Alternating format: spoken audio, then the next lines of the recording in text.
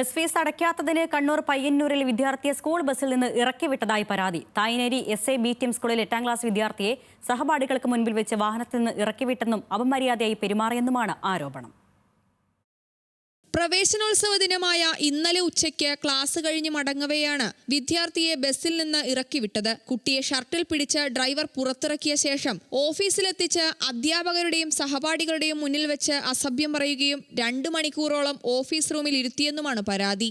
സൂപ്പീസ്മാൻ പറഞ്ഞ ഒരാളാണ്. അയാൾ ബാക്കിൽ വിളിച്ചിട്ട് ഓഫീസിലേക്ക് കൊണ്ടുപോയി. ഓഫീസിൽ കൊണ്ടുപോയിട്ട് ഭയങ്കര വലിയ ഒച്ചയിൽ തന്നെ കുറേ എടാ പോടാനുള്ള രീതിയിലാണ് സംസാരിക്കുന്നത്.